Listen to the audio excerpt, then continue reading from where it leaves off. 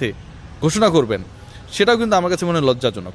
আপনি তো international court of আরবিট্রেশনে try করতে পারতেন, আপনি যান নাই। আপনি আইসিসিকে বলছেন যে ন্যায় বিচার করে নাই, আবার আপনি আইসিসির ডিসিশন মেনে নিচ্ছেন। সর্বোচ্চ ক্রীড়া আদালতে আপনি তাহলে যাচ্ছেন না কেন? আপনি যদি মনে করেন যে আপনি ন্যায় বিচার প্রাপ্ত হন নাই, তাহলে তো সর্বোচ্চ ক্রীড়া আদালত খোলা রয়েছে বাংলাদেশের জন্য। বাংলাদেশের তো আর হারাবার কিছু নেই, সেখানটায় কেন বুলবুলের বিসিবি গেল না? এটা কিন্তু একটা প্রশ্ন।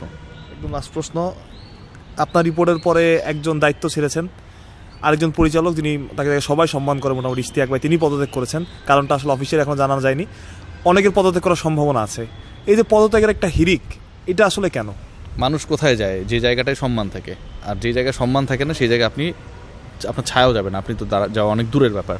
তো ইশতিয়াক ভাই যেটা করেছেন, আমার কাছে মনে হয় যে মানে তিনি এবং তার ফ্যামিলি তো অনেক সম্মানিত ফ্যামিলি, বাংলাদেশের স্পোর্টস ইতিহাসে এদের একটা বড় অবদান রয়েছে।